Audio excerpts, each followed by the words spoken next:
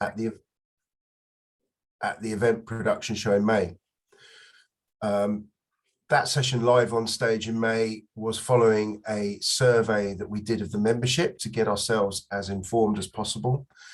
And then that was followed by another live presence at the meeting show at Excel.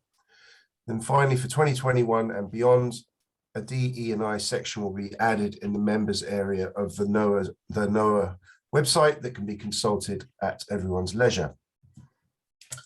We're keen to support members as much as we can by providing valuable guidance and training in this particularly important and relevant area.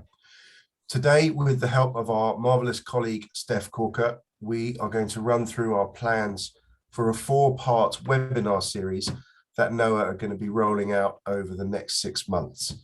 So without further ado, I shall hand you over to Steph. Thanks, Chris. So the 4 sessions that we'll be running next year are unconscious biases, microaggressions, privilege, and then allyship and empathy. And it will be in that order, just so that we get really key understanding. And then allyship and empathy will be the last one, because allyship is what we're leaning towards in terms of advocacy for other people. I'm going to give you a bit of information about each of the courses, just so you can understand what I'll be covering. So the unconscious biases session, which will be around mid-January, this will cover the fact that we all have unconscious biases. There is no one who doesn't have biases ingrained, unfortunately, and that is something that we've sort of grown up with and been educated with to a certain degree. So what we need to do is actually identify these biases, understand what they are, how they affect other people, and therefore how we can address them and avoid perpetuating them. So this session will be very specific about all the different types of biases that exist in the workplace, and how we can work as individuals, but also collectively in our industry to break these biases down. So ultimately, we want to get to a place where we have an inclusive, equitable workplace and industry that is, super attractive to new talent. The session will be approximately 30 minutes long, and it will be pre-recorded. So you can, once it's released, you can watch it at any point, that works for you. And we will basically would definitely recommend that you watch this session before you then come to the next one. And so the next session will be about microaggressions, which will be in March. This will be a live session. So we want to have a bit of interactiveness with people attending. And we will be discussing what microaggressions are, the effects, the consequences that they have on individuals, but also focusing on the impact of them rather than the intent. Most human beings are good people, and they don't go around purposely upset other people or say bad things. So what we want to get away from is that actually we're not defining people as bad people because they make microaggressions, rather looking at how they actually affect people, and therefore why we need to take a step back, better understand how we can empathize with others, because they might have had different life experiences to ours. So we're going to cover the key steps and how to deal with microaggressions, whether you're on the receiving end, whether you are giving them, or whether you're standing by and you can see them taking place. And this session will be approximately 55 minutes long. And we will, as I said, have some interactiveness. So we'll have some breakout rooms included in this session. The next session that we'll be doing is about privilege. And this will probably be at the end of April. And so this is a live session again. And we will be discussing the importance of identifying our own privileges, which we all possess, and understanding that having a privilege is really not a bad thing at all. It's just important how we use our privilege. And I think the thing that comes up a lot with privilege, especially when people talk about white privilege, is it's this kind of assumption that you didn't work hard for your achievements, and that's not what we're talking about. We will be talking about it in a really positive sense about how we can help others, and how everyone deserves privilege.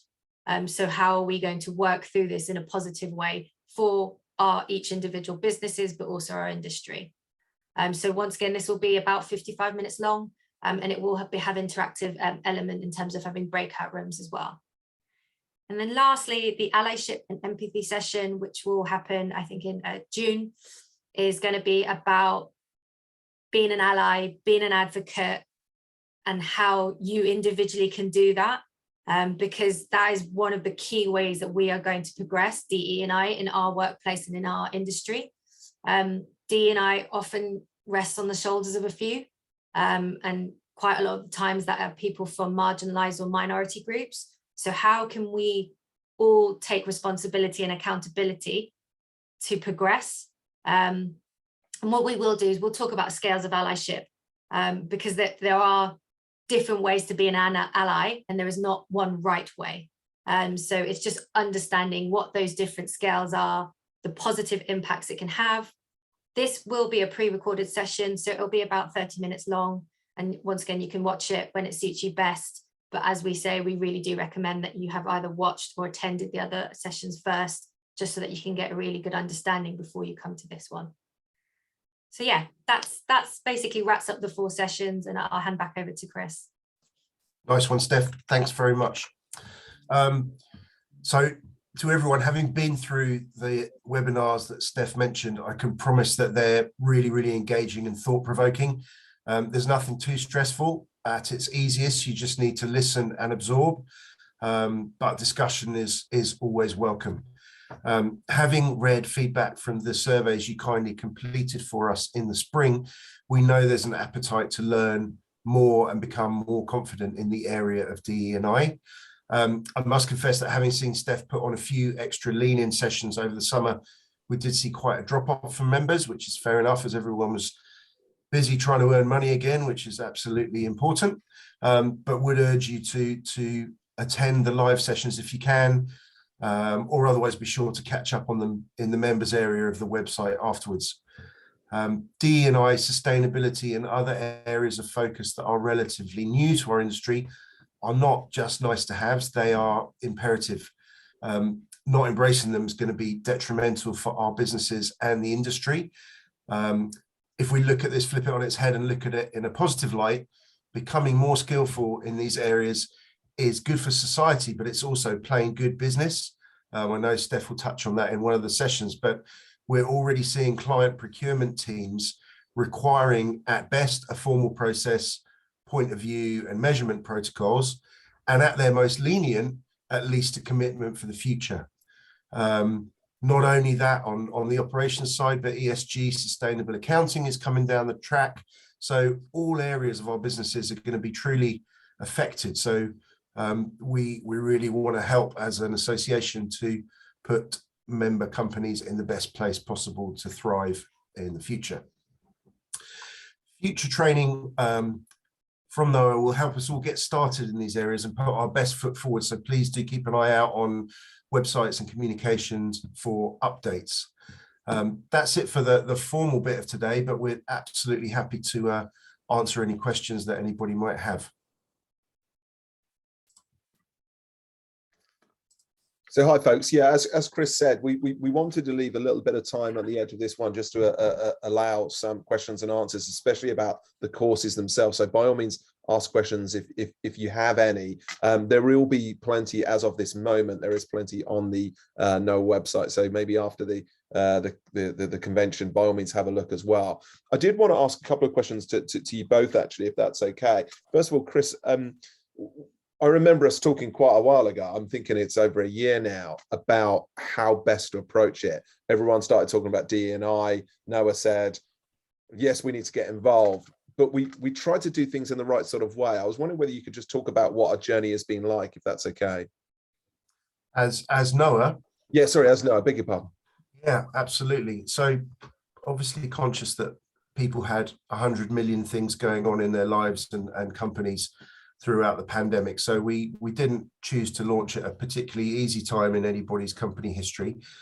So we tried to take a softly approach whilst ensuring momentum. First thing we did was agree and recognize that we needed to do something in the area.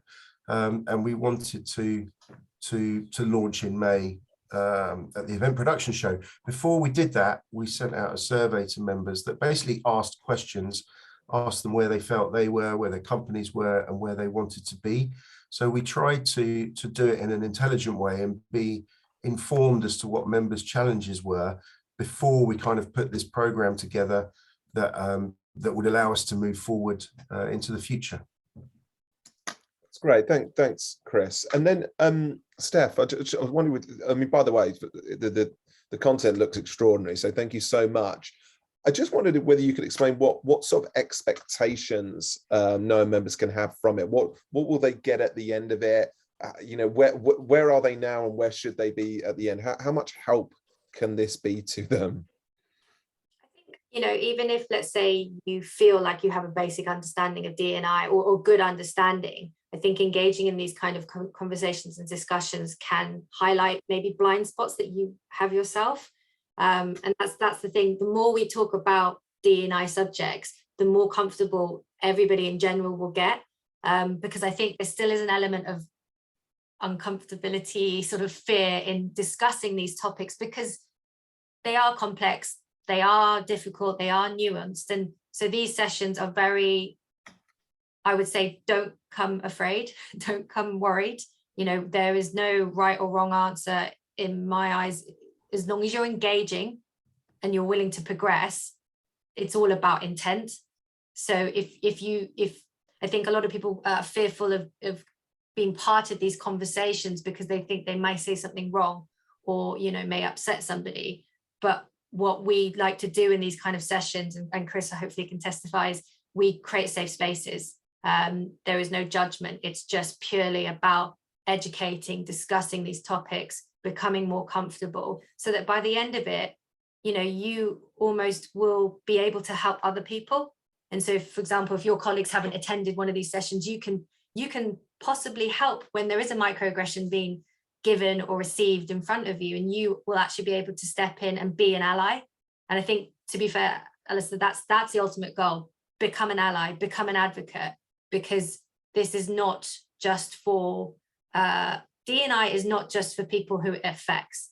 It is for all of us.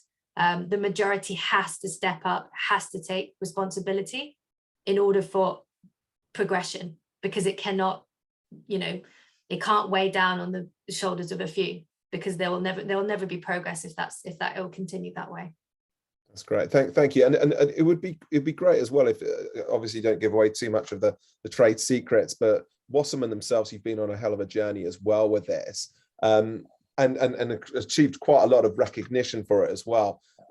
In terms of that journey, but also these courses, I guess I wanted to establish some sort of, what levels are we talking about? What sort of qualities are we offering to our members through these courses?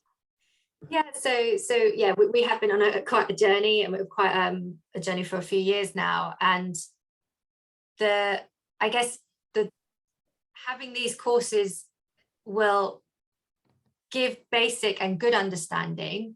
However, if I'm being really honest, everyone still needs to do work after this. You know, you can't attend one off D&I course and assume that you've ticked the box and everything is fine. DE&I is a continual journey. It is a continual process. I am still forever learning. And that's the great thing about it. It's I guess, an evolution. And so it helps us in general to evolve with our consumers and customers. You know, Gen Z and millennials are changing the way we do things because of the demands they have. So ultimately, attend the sessions, you'll come away with a much better understanding and, I guess, a deeper level of empathy to connect with these topics.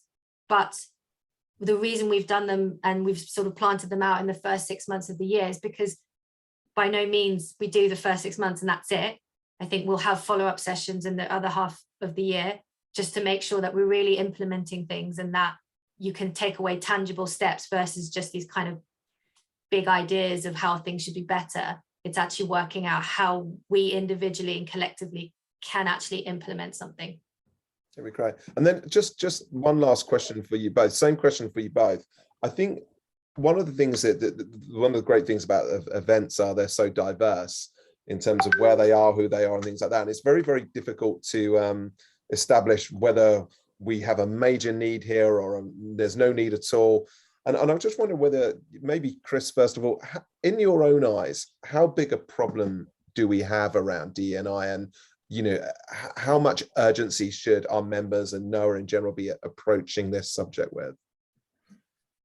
So it's a great question. I think that you can look at it in two ways. Firstly, on behalf of our clients and brands and campaigns, from a commercial point of view, we want to be as diverse and inclusive in the opinions that we put forward on behalf of those brands, to make sure that the demographics that we're trying to communicate with for them are as accurate as possible. So that's the one side of things. I think, clients are paying us to put on events for them for commercial needs and identify sectors and do as well as we can for them commercially. But then also, I think on the other side, which is just as important, if not more so, is to make sure that we are staffing and resourcing our companies and our events with as wide a spread of people as possible, and especially bringing in those who are underprivileged. Teresa Villiers earlier was talking about how important it is to fill the resource gap in our industry with relevant people. She talked specifically about maybe mums returning to work and other areas of society. Through the work that Steph's been taking us on, there are so many amazing groups of resources that are primed, intelligent, ready, and informed to help our industry face its current challenges. And that for me is hugely important as well. If we're only looking down one corridor and paying the same group of people more and more money to come and work for us and ignoring all those other sectors, then kind of shame on us for not looking and trying a bit harder. So I hope that sort of answers your question from my point of view. It really does. Thank you, Chris. And Steph, in a minute and a half, if you've got anything to add to that. Sorry. No, it's fine. I think it's incredibly important. I think it's actually incredibly urgent. We as an industry are not diverse. Statistically, you can see it. We predominantly consist of white professionals at 82%, and just 3% of event professionals are from a Black Afro-Caribbean background. So that's stark. So we need to do something about it, but also from an internal perspective, but also who we actually cater for in terms of Gen Z and millennials becoming soon the majority demographic. We need to be able to cater for them, and their demands statistically are that they want to see diversity and inclusion interlinked into the promotion and offers and venues and events that they attend and that they spend their money on. So it's good business, but it will be good for business, basically. That's a brilliant answer. Thank you so much. And guys, and I have to say on behalf of all of NOAA, thank you so much for this. It's a really exciting thing we're doing next year. I think the courses are fantastic. I think they're going to bring a lot to this industry and all around. So thank you so much. We've already upset you by not holding a live event, basically, as NOAA, and we're certainly not going to upset you again by depriving you of a lunch break. So on time at 1:30 exactly, we will call lunch, and please come back for 2:30. We've got two really good sessions. One we're going to have some fun with, and one's a really serious one around public health as well. So have a great lunch, get yourself caught up, and then do come back for 2:30 and we'll get ready to go. Thanks again, guys. See you then. Bye-bye. Bye.